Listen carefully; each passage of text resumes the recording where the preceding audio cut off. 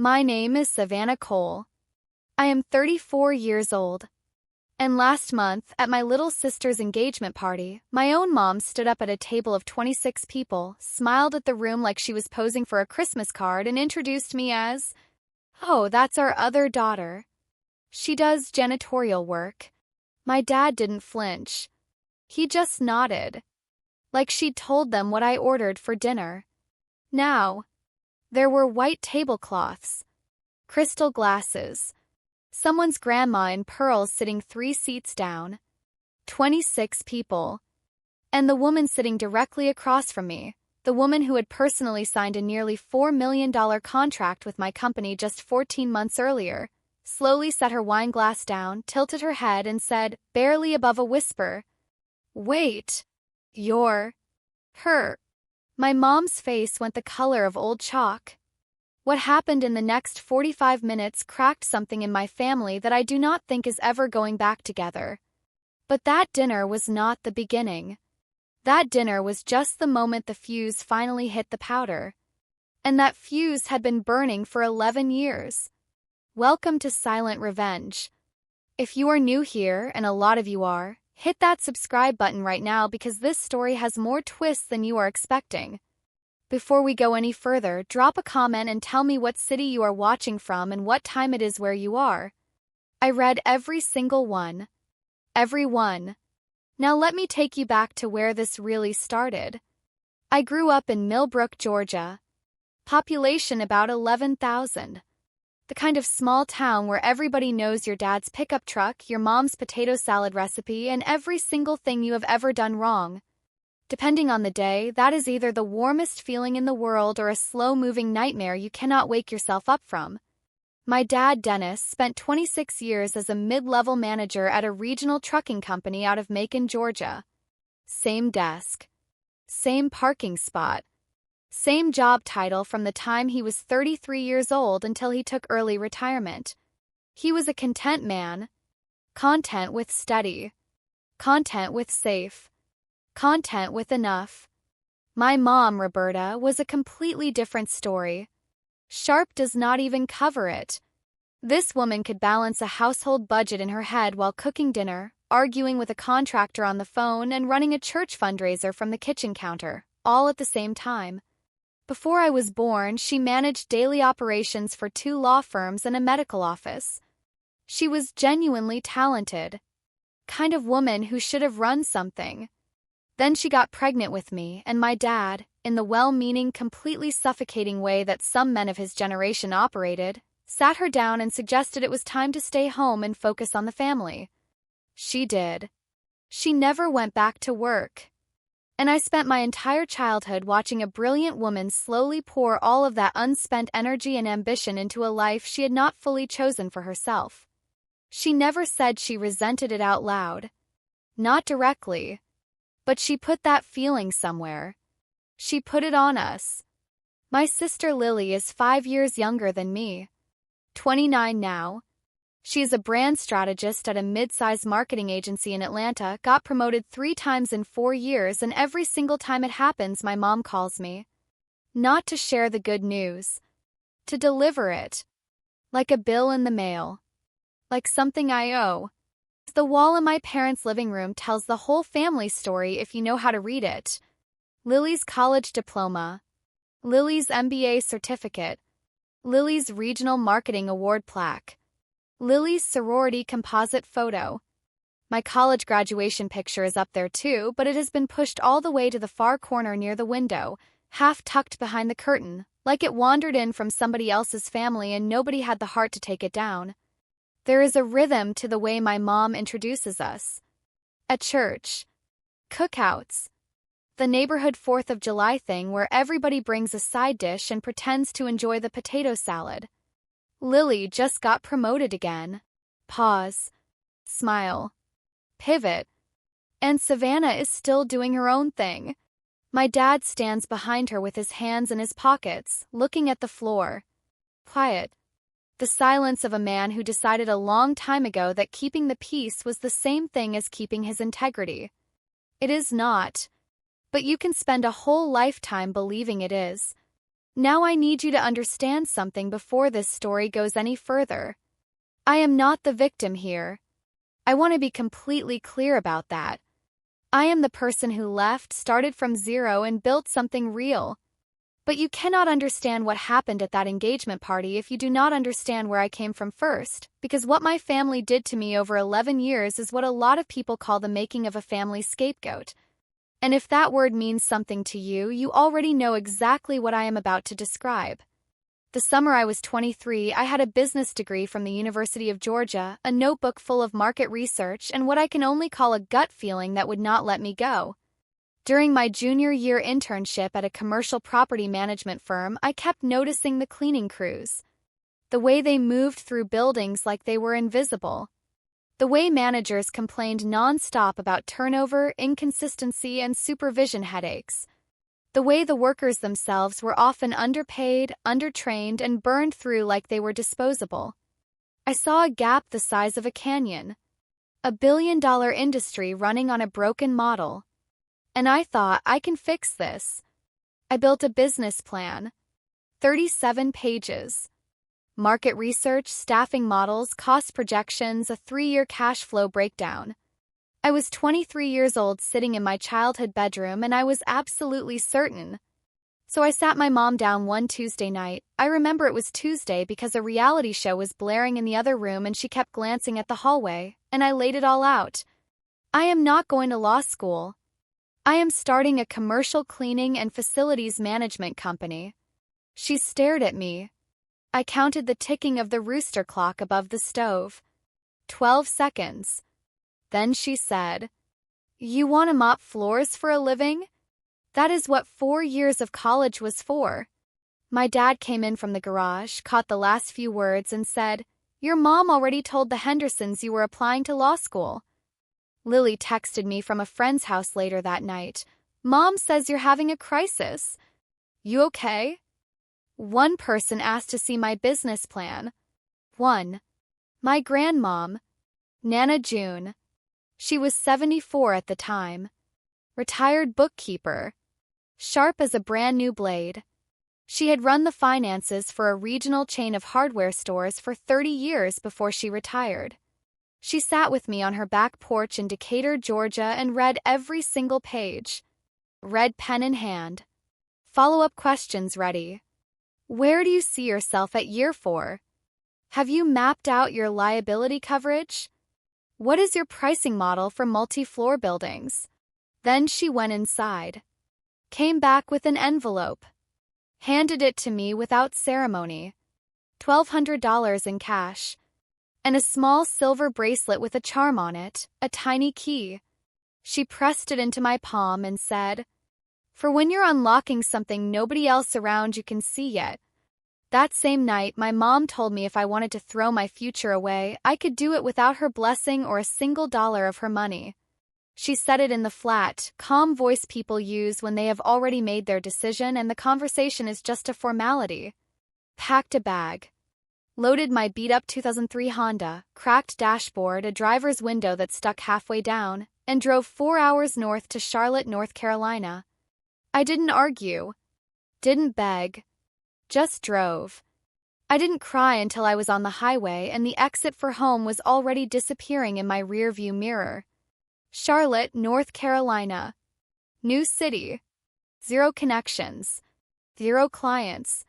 0 safety net. I found an apartment. $600 a month. 1 bedroom, carpet the color of a mud puddle, a radiator that banged around at 3 in the morning like something trapped inside the wall trying to get out.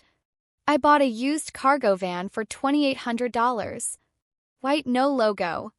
Air conditioning that worked maybe 3 days out of 7 and I could never figure out the pattern. My first client was a medical billing office on South Tryon Street. For rooms, a break room, 2 bathrooms lit by flickering fluorescent lights that made everyone inside look exhausted. $1,500 a month. I cleaned it myself every single morning starting at 5 a.m., then spent my afternoons knocking on doors at office parks and property management companies. Evenings doing my own bookkeeping at the kitchen counter. At the end of year 1, I had brought in $78,000 in revenue. Profit was $14,000 after expenses. I hired my first employee, a woman named Carlita, a single mom who had spent 7 years cleaning hotel rooms and who showed up 10 minutes early to every single shift without ever once being asked. She is still with me today. She is my regional director for the Carolinas. Every Sunday I called Nana June. She asked for the numbers. Specifically, not "How's it going, honey?" She wanted my close rate, my retention numbers, my profit margins. She listened the way people listen when they actually believe what you are building is real. Every few weeks I called home. "You ready to come back yet?" "Not yet, Mom. Lily just got a raise." "Did you hear?" "That's great. Tell her congratulations." My dad never got on the phone. He was always just about to mow the lawn or heading somewhere. The somewhere was never specified. Now, year 3. This is where everything shifted. I landed a contract with a 12-story mixed-use office tower in uptown Charlotte. Security desk in the lobby, a fountain, its own parking garage.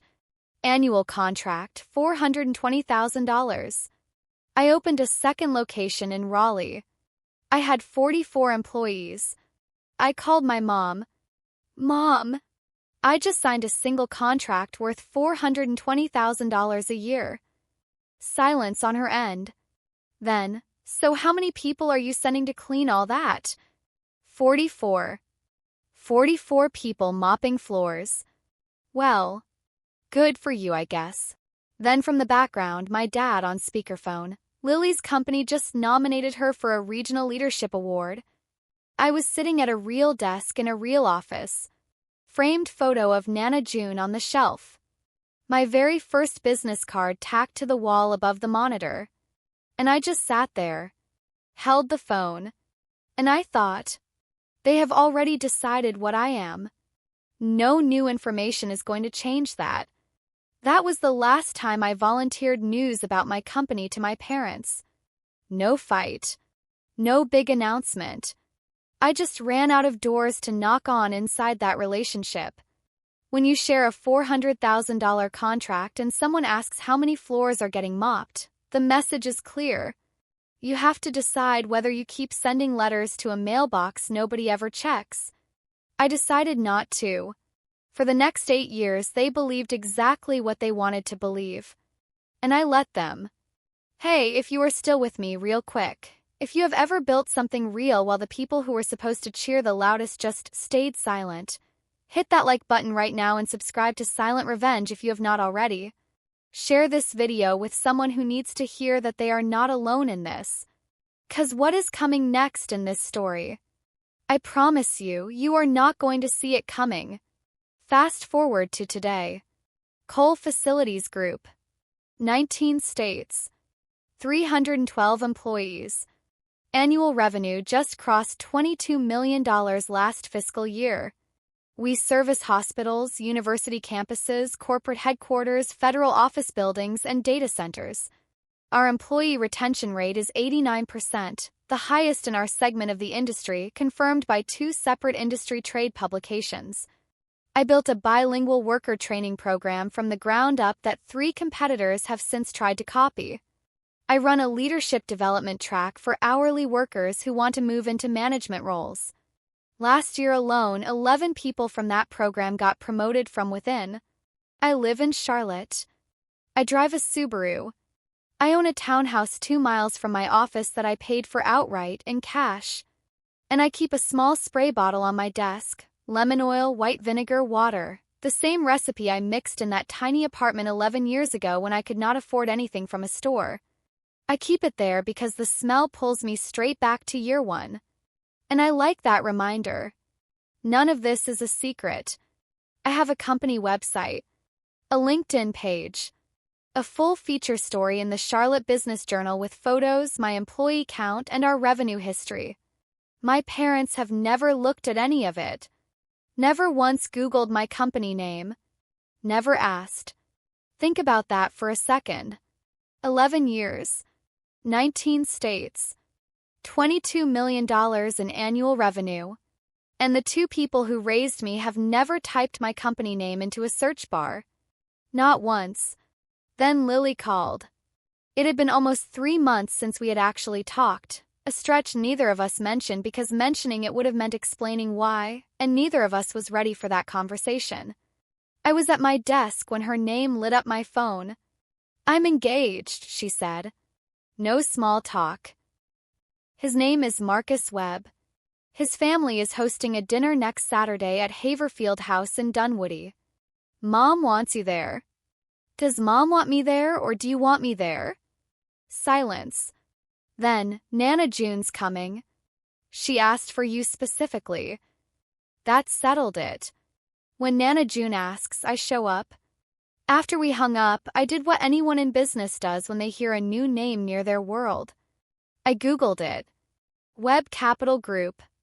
Commercial real estate investment across Georgia, Tennessee, and South Carolina. Retail centers, office parks, mixed-use developments. I knew the name. I more than knew it. 14 months earlier, my company had won the facilities management contract for 39 of their properties. $3.9 million a year. The single largest deal in my company's history. The contract had been negotiated and signed by the chairwoman of Webb Capital's board. A woman named Eleanor Webb. Marcus's mom. I sat at my desk for a long time staring at my screen. Then I reached for the little spray bottle. Unscrewed the cap. Held it under my nose. Lemon. Vinegar. That sharp, familiar smell. Year 1. 5 a.m. fluorescent lights. A borrowed mop. A van with broken air conditioning. I put the cap back on. Set it down on my desk. And I thought, this is going to be some kind of dinner. There is one more person in this story I need you to know before we get to that dinner. Her name is Jordan. She has been my operations director for 3 years. Former Army logistics. The kind of person who can spot what is broken about a system before most people even realize there is a system. When I told her Friday afternoon what I had just figured out, that my sister's fiancé's mom was Eleanor Webb, my biggest client, she looked at me for a long second with that steady, clear-eyed expression she gets when she is about to cut through everything. "You know Eleanor is going to be at that dinner," she said. Not a question. "I know. And your mom has no idea the two of you already know each other." "Correct. And you're going anyway?" Nana June asked. Jordan was quiet for a moment. Then, "Wear the slate blue blazer. Walk in looking exactly like yourself. Don't you dare shrink before you even get through the door." That Friday evening, I stood in front of my closet for a while. Slate blue blouse, almost the exact shade of my company's branding, though nobody there would know that. Dark trousers. Low heels. A simple silver bracelet. Nana June's key charm. The one she pressed into my palm 11 years ago in Decatur. I put it on without even thinking about it. Some things you wear because they mean something. Not because anyone else is going to notice. Saturday morning, I called Nana June before I got on the road. "I'm on my way, Nana." "Drive safe, baby girl." A pause. Her voice had grown thinner over the past year. The heart medication wore on her, and you could hear it. "Don't let your mom put you in a box before you even sit down." "I won't." 3 hours south on I-85 toward Atlanta. Pine trees. Flat Georgia highway. Radio stations fading in and out at the county lines. 3 hours to decide how much of myself I was actually willing to walk into that room. Haverfield House is a private event venue in Dunwoody, just outside Atlanta. Restored colonial building. Exposed wood beams. Kind of place that charges $65 for a steak and brings warm bread to the table before anyone has to ask. Private dining room in the back was set for 26 when I walked in at 10 minutes to 7. White linens. Candles. Crystal glasses already full of water. My mom met me at the doorway. Brand new dress, deep burgundy. Jewelry I had never seen her wear before. Earrings that still had that fresh-out-of-the-box stiffness to them. She hugged me quick and tight the way you hug someone in public when you are performing warmth for an audience. Her hand pressed into my shoulder like she was trying to hold something down. "You look comfortable," she said, eyes doing a quick scan of my outfit. The pause before comfortable lasted exactly half a second too long. My dad Dennis stood behind her. He shook my hand. His own daughter shook my hand, said, "Glad you made it," and looked at my left shoulder for the entire sentence. Lily came across the room in heels, her engagement ring scattering little flecks of candlelight. She hugged me with both arms, which honestly surprised me. "Thanks for coming, Save." She introduced me to Marcus, easy handshake, real eye contact, the kind of guy who is genuinely listening when you talk to him. Good sign for her. Then she said to the table, "This is my older sister Savannah. She lives in Charlotte City. Just the city." That was my whole introduction. The far end of the table, Nana June sat in her wheelchair. Cardigan buttoned all the way up. Silver hair bright under the warm lights. She reached for my hands before I had even gotten close enough to reach for hers. There she is. There's my girl. I sat down beside her. Eleanor Webb had not arrived yet. Marcus's dad, Philip, silver-haired, easy laugh, the kind of man who asks questions because he is genuinely curious, leaned across the table almost right away. "So, Savannah, what is it you do?" Before I could get a single word out, my mom's voice cut in from 2 seats away. "Oh, Savannah does cleaning work. Building maintenance, that sort of thing.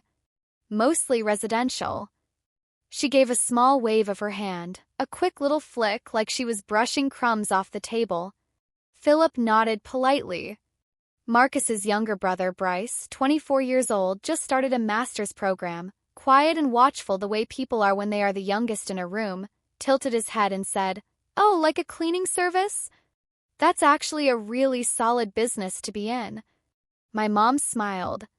"Well, it keeps her busy." Under the table, Nana June found my hand. One firm, steady squeeze. I held on. Then the front door opened. Heels on hardwood. A voice in the hallway apologizing to someone about the traffic on 285. And Eleanor Webb walked into the private dining room. Eleanor Webb was 63 years old and looked like someone had assembled her entirely out of patience and purpose. Silver hair. Charcoal blazer. One ring, one watch. She moved through the room the way people move when they are used to being the most prepared person at whatever table they sit down at. Handshake. Name. Contact. Next. She kissed Marcus on the cheek. Said something warm to Philip. Exchanged pleasantries with my mom, who lit up like someone had flipped her switch to full brightness. Then Eleanor came around the table. And she reached me. She stopped. It was barely 1 full second. But I watched it happen right in front of me, that tiny shift behind her eyes. Recognition. Then something else. Like solving a math problem she had not expected to find at an engagement dinner. Her gaze moved to my bracelet. The little key charm. She took my hand and held it just a beat longer than she had held anyone else's. "Savannah. How lovely to see you here." Voice warm. Measured. Folding a question inside it that she was not ready to open quite yet. "Mrs. Webb. Really good to see you too." She sat down across from me. Placed her napkin in her lap. Accepted a glass of water. And then, very quietly, looked at me one more time. Nobody else at that table noticed. My mom was telling Philip about Lily's latest promotion. My dad was studying the menu like it contained information he urgently needed. Lily was laughing at something Marcus had whispered. But I noticed. And Eleanor knew I noticed. She did not say another word for the next 20 minutes. She ate her appetizer. She complimented the bread. She asked Bryce about his graduate program. She chatted with Philip. She was waiting. Let me take you back 14 months because you need to understand who Eleanor Webb actually is before you can understand what she did next. 14 months before that engagement dinner, I flew to Atlanta for the biggest pitch of my career. Webb Capital Group managed over 200 commercial properties across 4 states. They were consolidating their facilities management services under a single vendor for 39 of those buildings. Contract value was $3.9 million annually. I had never gone after a deal anywhere near that size. I talked myself out of submitting 3 times before I finally sent in the request to present. I wore my Navy suit. I brought a 44-page proposal I had spent 3 full weeks building, printed and spiral-bound at a FedEx at 11 o'clock the night before my flight. Eleanor chaired the meeting. 6 people around the table. She asked more questions than the other 5 put together. She wanted my employee retention numbers, my training program details, my quality control systems, how I supported workers whose first language was not English, how I handled client complaints, why I started the company. I told her the truth on that last one. I said the cleaning industry was broken at its foundation. Extremely high turnover, workers treated as disposable, a culture of invisibility that did not serve anyone. Not the workers, not the clients, not the buildings. I believed people who did this work deserved better. And better supported workers do better work. And when that happens, everyone wins. She did not smile. She wrote something down. After I signed the contract, she walked me to the elevator. She said, "I have evaluated a lot of vendors over a lot of years. You are the first one I have met who talked more about your people than your profit margin." I kept that sentence in my head for months, 'cause the people who raised me had 11 years to say something like that. A stranger at a conference table said it in 40 minutes. Back at the dinner. Main course. Filet, roasted vegetables, something with fennel that nobody was paying much attention to because the conversation had taken a sharp turn toward careers. Philip Webb opened the door. "Roberta, you must be so proud of both your girls." My mom set her fork down. I know that look. The slight head tilt. The half smile pulling up a little more on the left side. She was setting up the frame. "Oh, Lily is our shining star. 3 promotions in 4 years. Her agency just handed her their biggest account." She touched Lily's arm. Lily smiled, a little embarrassed but not uncomfortable enough to change the subject. Let the silence do its thing. Savannah takes a different path. More hands-on. She has always been that way. Then my dad, without anyone asking him, leaned toward Philip like they were 2 guys sharing a quiet joke at a bar. "She started cleaning offices right after college. We figured it was temporary." A small, easy laugh. 12 years later," he shrugged and let the rest of the sentence die there in the air. Like it was not even worth completing. Bryce looked at me. Lily looked at her plate. Philip stopped chewing. I cut my steak. Steady hand. Chewed. Took a slow sip of water. From the end of the table, Nana June set her fork down. It landed on the plate with a soft, deliberate clink. "Savannah is doing just fine, Roberta." My mom's smile locked back into place instant. "Of course she is, Mom. Nobody said otherwise. Nobody said otherwise. That is how she has always operated. Never a direct accusation you can grab onto. Always implication, layered so thick you cannot get a breath under it." Eleanor Webb picked up her water glass. Set it back down without drinking. Her eyes had not left my mom for 15 full seconds. My mom did not notice. She never notices the people who are actually watching. Between courses I excused myself. The hallway outside the restrooms was narrow. Cream walls. Framed botanical prints. Kind of art that exists purely to fill empty wall space in a nice restaurant. My dad was waiting when I came out. He had the look of a man who had been standing there for a while, working himself up. Shoulders rounded forward. hands shoved all the way into his pockets. "Hey, Save. You doing okay?" "I'm fine, Dad." He shifted his weight. Left foot, then right. "You know how your mom is. She doesn't mean anything by it. She just doesn't always think before." "I know, Dad." Something moved across his face. Not quite courage. The shadow of it. Like a hand reaching toward a light switch in a dark room and not being quite sure the switch is actually there. He turned his wedding ring. 1 slow rotation. 2. From the dining room, my mom's voice, clean and final as a paper cut. "Dennis? Can you come back in?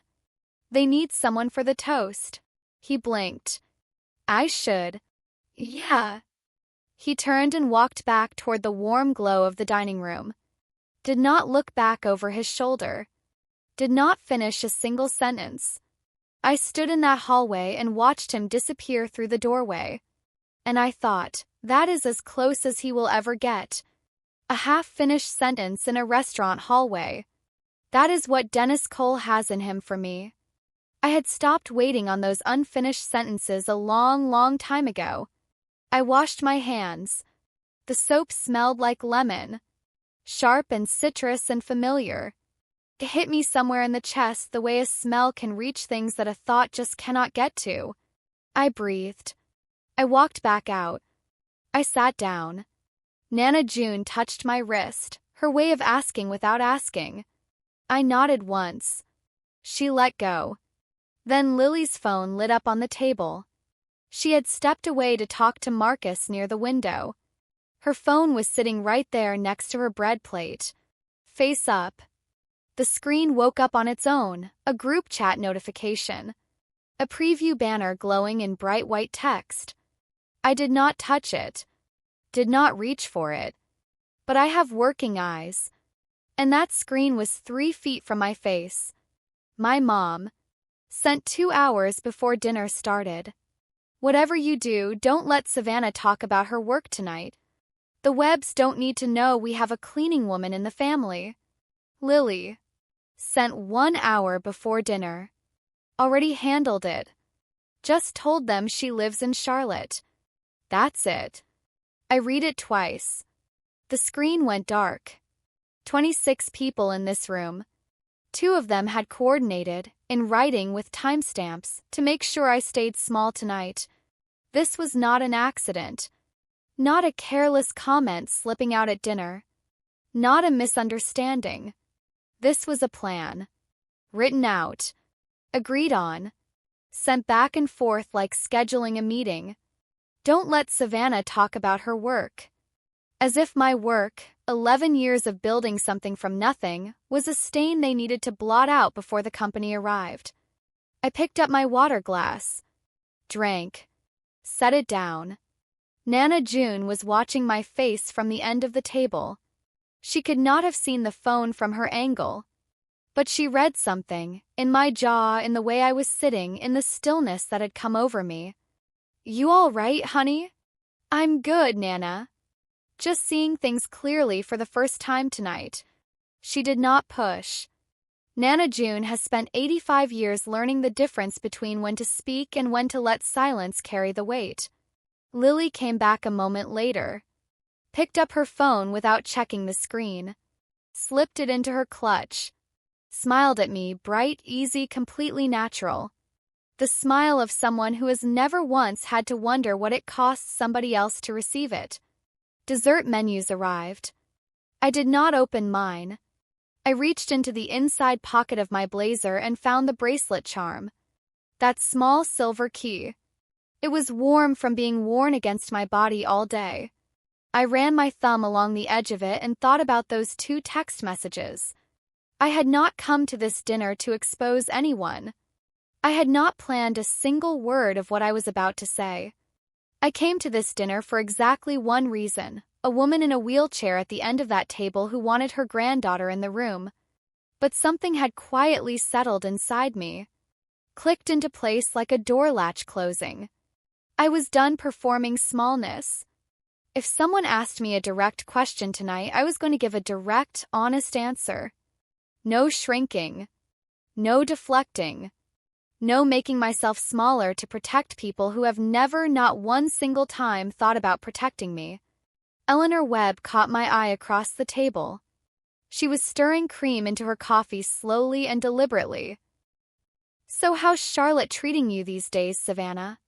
"Busy," I said. "Really good busy."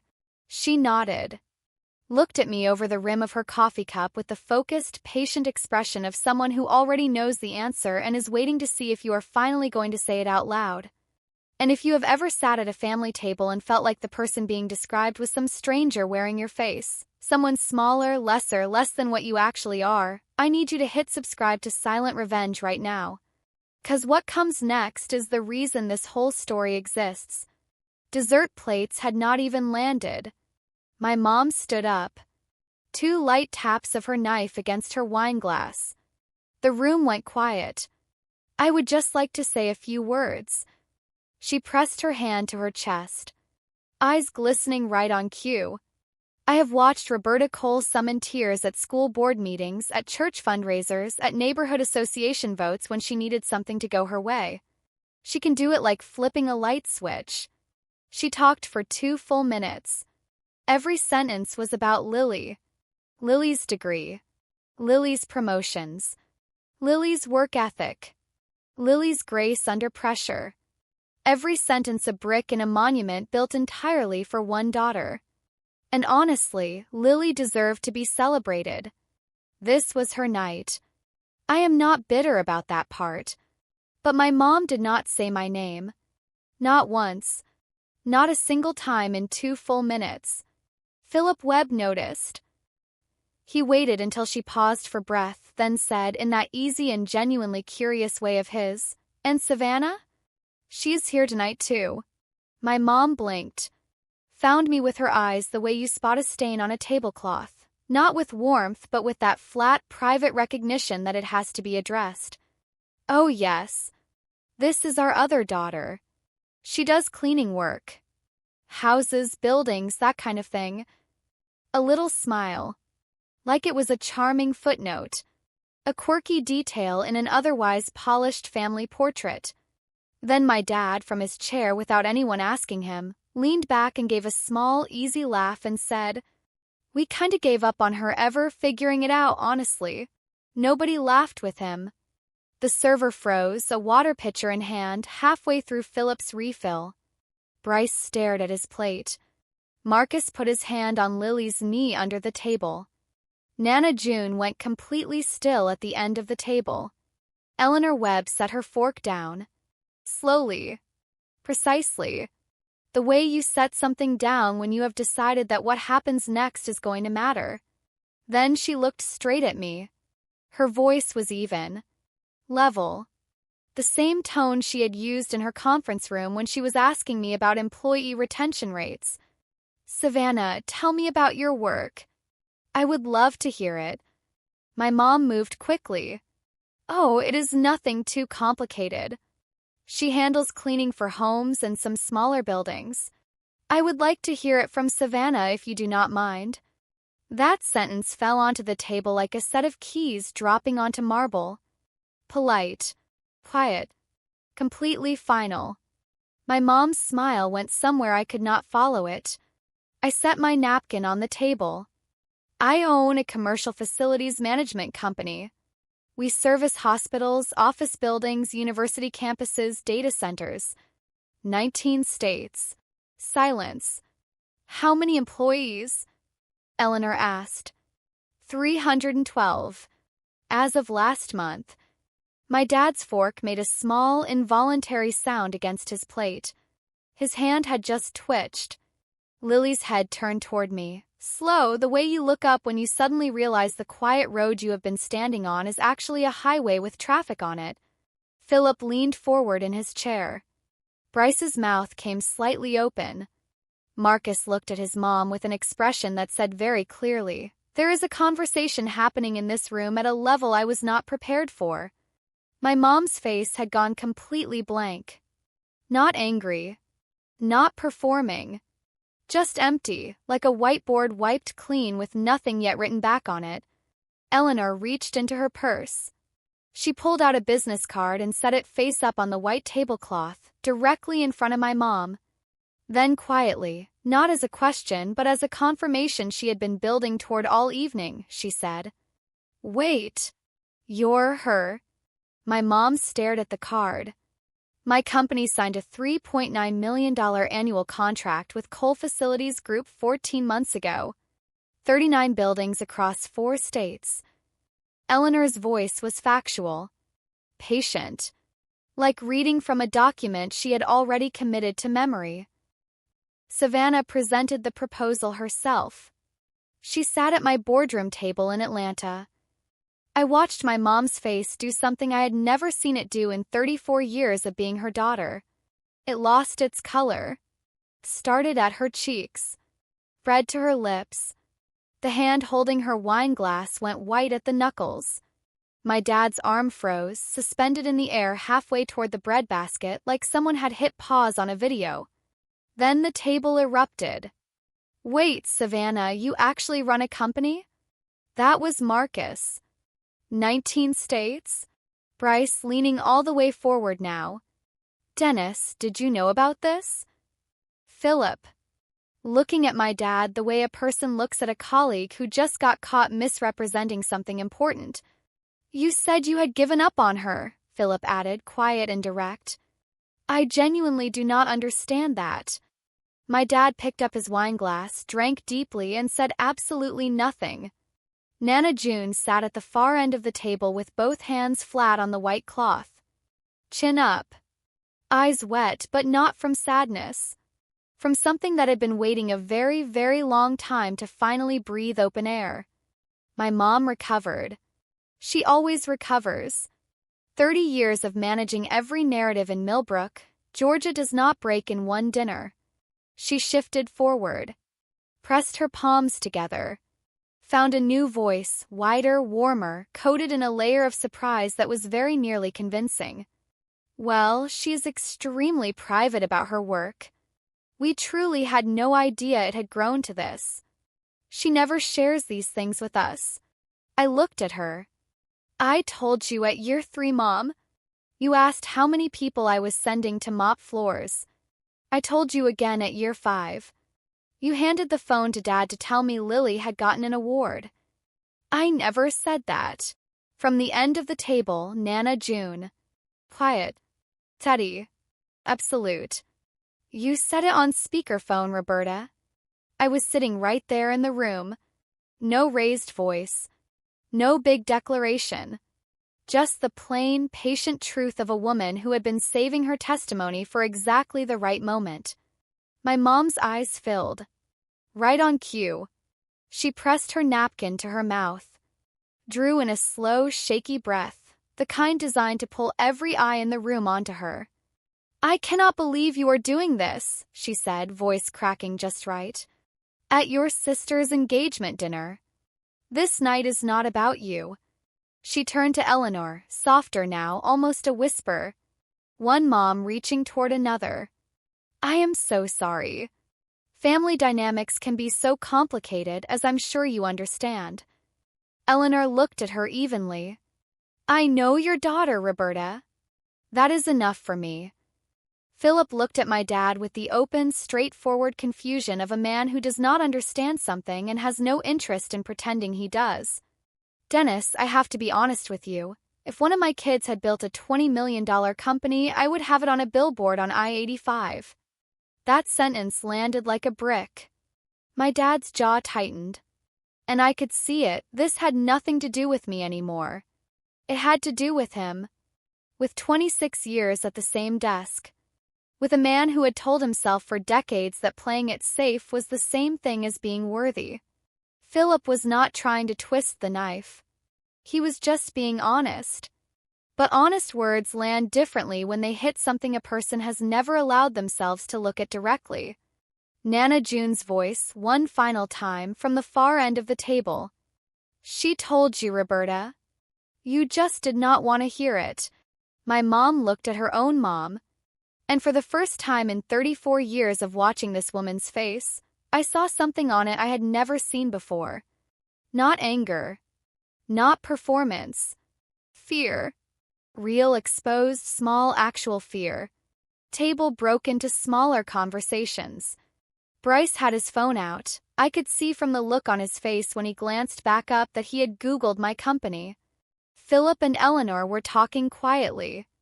Marcus was checking on Lily. My mom stood, smoothed her dress, walked toward the hallway, stopped beside my chair without looking down at me. "Come with me." I followed. Not because she told me to, because I wanted whatever came next to happen without 26 sets of eyes on every word. The hallway. The botanical prints. She turned around. Tears were gone. Her eyes were dry and sharp and clear, the real version of her face, the one that only surfaces when the performance is completely over. "You planned this. You knew she would recognize you. You set the whole thing up." "Mom." I showed up. I sat down. I ate my dinner. "You are the one who introduced me as the family's cleaning woman." Her jaw worked. "Then, you have no idea what I gave up for this family." "I know exactly what you gave up, Mom. You remind me every time I see you. But that was your choice. This is mine. If you walk away from this family, I will have exactly what I have right now. Company. 312 people who show up every morning because the work matters. And a grandmom who has always known my name." She flinched. Then she pulled herself back together. I watched it happen in real time for seconds and walked back into that dining room with her spine straight and her chin up. The way she always leaves every room she has ever been in. Lily caught me in the hallway before I followed. Crying. The real kind, mascara running, voice stumbling on syllables she could not smooth out. "Why didn't you ever just tell me?" "Lily, when is the last time you actually asked me about my life? Not a group text about the holidays. Actually asked." She opened her mouth. Nothing came out. "I am not angry at you," I said. "You believed what Mom told you because it was easier than looking. I get that. I really do. I thought you were barely getting by. Mom made it sound like you were just scraping through." I know she did. She pressed her back against the wall. 4 feet of hallway between us. Closest we had been in years. Also somehow the most distant. She did not say a word in my mom's defense. In our family, that silence is its own form of courage. I walked back into the dining room, stood behind my chair, one hand resting on the back of it, the other in my pocket, thumb pressing against that little silver key. I am going to say something, and then I am going to go. The room went completely still. Forks stopped midair. Coffee cups hovered. Even the server by the far wall paused. I love this family. I have spent 11 years loving this family from a distance because that was the only distance that allowed me to breathe. "Mom, tonight you introduced me as the one who does cleaning work. Dad, you said you had given up on me." In front of people I had never met. In front of Nana. I looked at the end of the table. Nana June. Both hands flat on the tablecloth. Chin up. Eyes steady and wet and absolutely certain. "Nana June never gave up?" she asked. She listened. She showed up every single time it mattered. And honestly, that is the whole story. I looked back at the table. I am not here to embarrass anyone. I came because my grandmom wanted me here. But I am not going to sit at any table, not this one, not any other one, where my own parents introduce me as something less than what I am. So here is what is going to be different now. I will always pick up when Nana calls. I will always show up when she asks. But I am done making myself smaller so that other people can feel more comfortable. That is not a punishment. It is just the truth. I sat down, picked up my water, took a slow sip. 5 full seconds of silence. Then my mom stood up, chair legs scraping the floor. Her voice broke open, the real version this time, not the produced one. You cannot just walk away. I am your mom. And I said 3 words. Then act like one. Those 3 words dropped into that warm, candlelit room like a stone dropped into still water. And the ripples reached every corner of that table. My mom's composure shattered. Her hands shook against the edge of the table. Her chest heaved. Tears came, and for the first time in my entire life watching this woman cry, I genuinely could not tell whether they were real or rehearsed.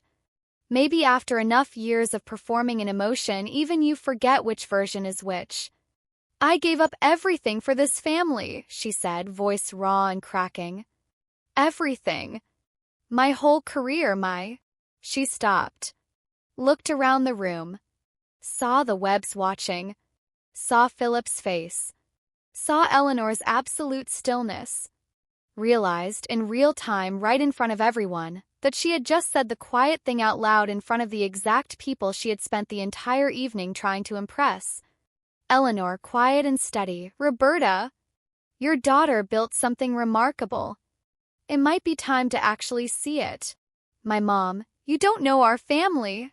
Eleanor, I know your daughter. That is enough. From the end of the table. Voice thin. Will made of iron. Sit down, Roberta. Nana June. And my mom, who has controlled every room she has ever walked into for 30 years, sat down. 'Cause Nana June is still her mom. And there are some voices you simply cannot override. No matter how many years you have been practicing. I pushed back my chair. Walked to the end of the table. Nana June's cardigan had slipped off one shoulder. I fixed it without even thinking, the way you fix things for people you love, quietly and without making it a moment. I knelt beside her. She took my hands. Her grip was exactly what it has always been. Thin fingers, swollen knuckles. Absolutely certain. You don't have to stay for me, sweetheart. You already came. That's enough. I'll call Sunday, Nana. Same time. You better. I kissed her forehead. She smelled like lavender and cedar and the quilt closet in her apartment. She pressed something small into my palm. A folded note. I stood up. Turned to Eleanor Webb. Thank you, Mrs. Webb. For the questions. Thank you, Savannah. For the answers. I reached into the side pocket of my blazer. Took one of my business cards. Set it face up on the white tablecloth next to my mom's wine glass. Slate blue. Clean font. Coal Facilities Group. Excellence, every detail. Then I walked out. Steady pace. Low heels on hardwood. I did not run. I did not look back. The front door of Haverfield House closed behind me with a clean, quiet final click. I drove 14 miles before I pulled over. A church parking lot. Small brick building, dark, one security light throwing a pale circle on the gravel. I cut the engine. Sat in the silence for a moment. Then I opened the note. Nana June's handwriting, arthritic now, letters leaning sideways like they were bracing themselves against a wind, but every single word perfectly clear. Savannah, I watched you build your life the way I always wished I had built mine. Your mom got my fear. You got my courage. I am sorry I did not say that out loud until now. The right people already see you. Stop waiting for the ones who don't. Nana. I read it 3 times. Then I cried. Not the graceful kind. Not a single tear finding its way down a cheekbone. I cried bent over my steering wheel in a dark church parking lot, windows fogging up from the inside, finally letting go of something I had been gripping tight for 11 straight years. I pressed that silver key against my palm. The one she gave me outside her house in Decatur when I was 23 years old and everything familiar was disappearing in my rearview mirror. I sat in that parking lot for 20 minutes. Then I drove home. 48 hours. That is how long it took for the full picture to develop. My mom called 8 times in 2 days. I let every single one go to voicemail. The first 3 were sharp, The controlled, clipped fury of a woman who genuinely believes she was wronged by the person she wronged. The next two were wet and pleading. The last three were just silence. 10 seconds of breathing. Then a click. My dad sent one text on Monday afternoon. "Your mom is very upset." 4 words. I read it. I did not reply. Lily texted Sunday night, "I'm sorry I never asked. Can we talk? Not about mom. Just us." I saved it. Did not delete it. Eleanor Webb emailed Monday morning. Subject line, dinner. And a contract. "Savannah, my son is marrying into an interesting family, but he is marrying Lily, not her mom. Your company remains our most valued partner. Dinner sometime, not business. Just 2 women who built things from scratch and know what that actually costs. Eleanor." I printed that email. Taped it on my office wall right next to the first dollar I ever made cleaning that medical billing office on South Tryon Street. Monday morning, 7:15 a.m. I walked into the Cole Facilities Group office in Charlotte. 3,400 square feet. Open floor plan. A break room that always smells like Carlita's coffee, which is strong enough to dissolve a spoon. Carlita was in the hallway with 2 mugs. 15 years older than me. The shoulders of someone who has never once asked for anyone's permission. "Boss, you look like you had yourself a whole weekend. Family dinner." She handed me my mug. "Just said those." Jordan was already at her desk when I walked past. She looked up. I shook my head once, the shorthand we had developed for "I'll tell you later, but I'm okay." She nodded and went back to what she was working on. That is the thing about having the right people around you. They do not need the whole story to know you made it through. I sat at my desk. Pinned my laptop. One email from Eleanor's office, contract renewal. 3-year extension. Approved terms. A note from her assistant. "Mrs. Webb asked me to move this to the front of the queue." I leaned back. Looked at the small spray bottle on the corner of my desk. Lemon oil. White vinegar. Water. The same recipe I mixed in a tiny apartment at 23 years old when I could not afford anything from a store. I unscrewed the cap. Held it under my nose. Same smell. Same sharpness. Same woman. Just older. Steadier. With 312 people counting on her to walk through that door every single morning and mean it. My mom told a room full of strangers I do cleaning work. She was not wrong about the verb. We clean hospitals where children get second chances at life. We clean office buildings where people are building their careers and their futures.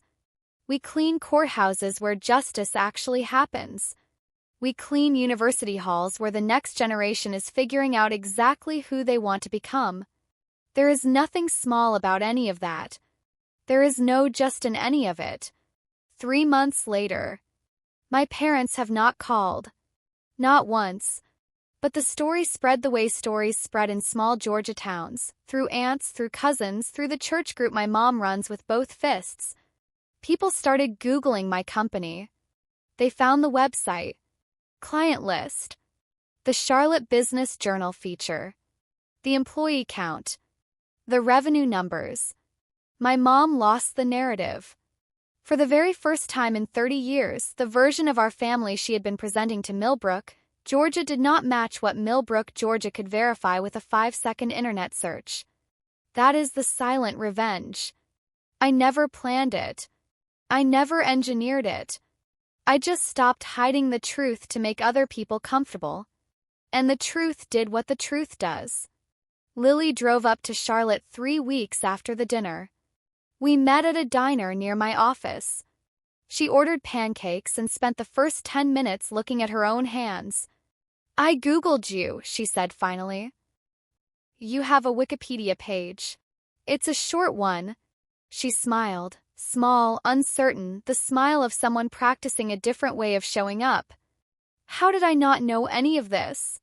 Because it was easier not to. I should have asked. Years ago. I should have asked. We are not close yet. Not the way sisters in movies are close. But she drove 3 hours on a Saturday morning and sat across from me and asked real questions. And in my family, showing up and asking real questions is the whole thing.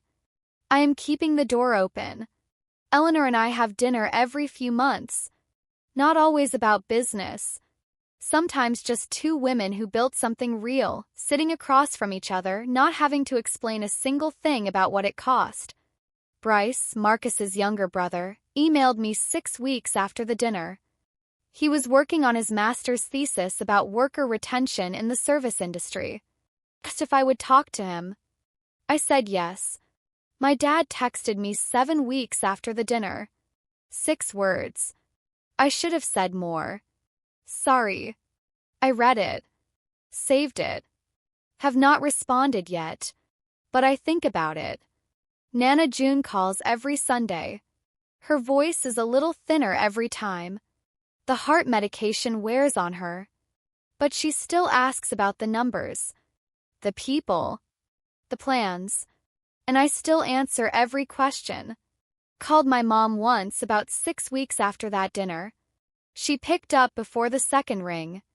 Did not say hello. Just waited. Mom, I am calling to tell you that I love you. That has not changed. Silence. But I will not come to family events where you or Dad introduce me as something less than what I am. That is not a punishment. It is just the truth. You are choosing your pride over your family. I am choosing my peace, Mom. Those are two very different things. She hung up. I sat in my office. Listened to the quiet for 30 seconds. Then I looked at the spray bottle on my desk. Then the business card from year 1 tacked to the wall, terrible font, free design website, 2 in the morning.